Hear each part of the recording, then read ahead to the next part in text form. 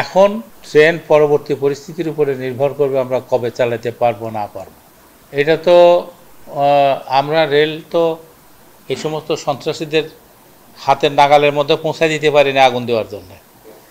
আমরা পরিস্থিতির উপরে নির্ভর করে আমরা ব্যবস্থা নেব রেল চালু করার।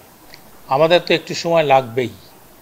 রেল আমরা হয়তো পরিস্থিতি স্বাভাবিক হলে চালু করে দেব, তো কিন্তু এই পরিস্থিতি থেকে উত্তরণের একটু সময় লাগবে।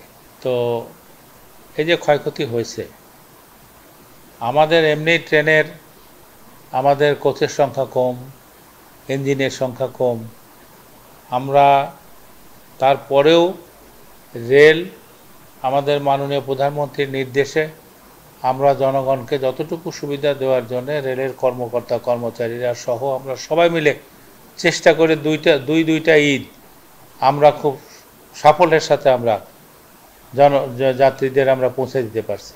তো এখন ট্রেন পরবর্তী পরিস্থিতির উপরে নির্ভর করবে আমরা কবে চালাতে পারবো না পারবো। এটা পরিস্থিতির উপরে নির্ভর করবে।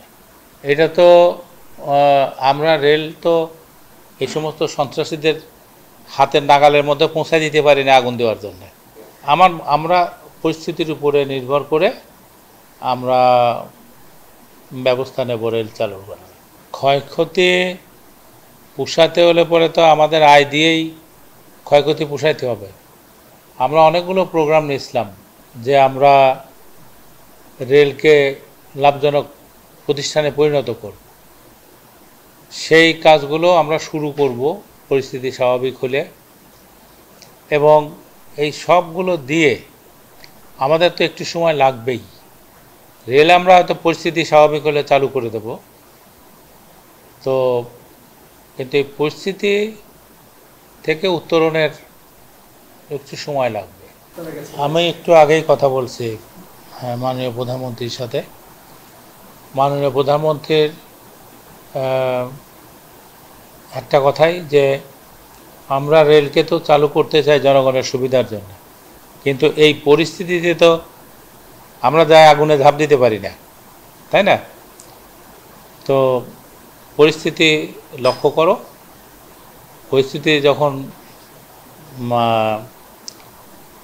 পারমিট করবে তখনই এইটা রেল চালু করার ব্যবস্থা করা হবে।